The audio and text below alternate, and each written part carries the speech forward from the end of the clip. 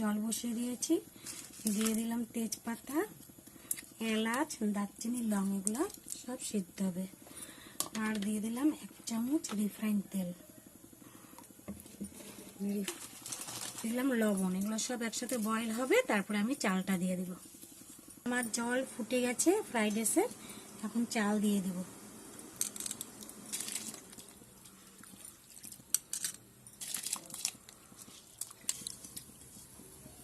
এখন ভাতটা ফুটলে তারপর নামিয়ে দেব। এখন ভাতটা ফুটলে নামিয়ে দেব, সাথে সব কিছু তেজপাতা, এলাচ, দারচিনি, লং, একটা স্মাইল মারে। ভাতের মার গালা হয়ে গেছে, এখন আমি ফ্রাইড রাইস বানাবো। সেন্টটা কিন্তু খুব সুন্দর বানিয়েছে। এখন ফ্রাইড রাইসের গাজর বিনটা ভেজে নেব।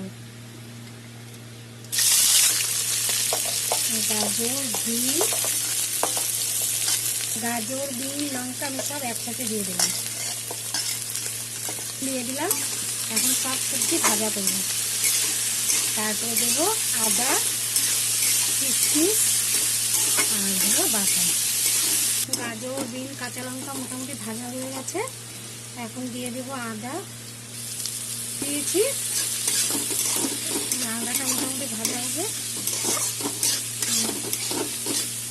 এখন দিয়ে দিলাম কিশমিশ।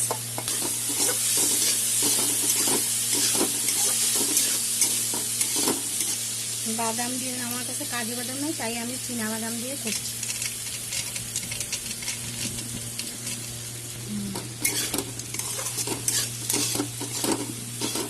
সব কিছু মোটামুটি ভাজা হয়ে গেছে, এখন আমি ভাত দিয়ে দেবো।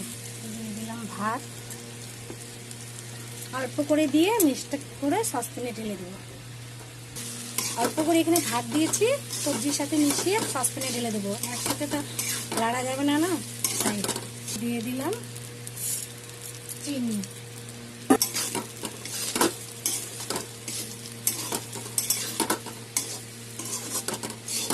ভাতগুলো এখন সব সসপ্যানে ঢেলে দিয়েছি, এখন সব একসাথে মিলাবো। অল্প লবণ দিয়ে দেবো, দিয়ে দিলাম অল্প লবণ,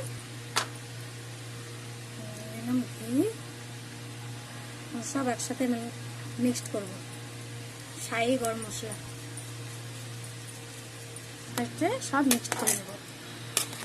আমার ফ্রাইড রাইস রেডি।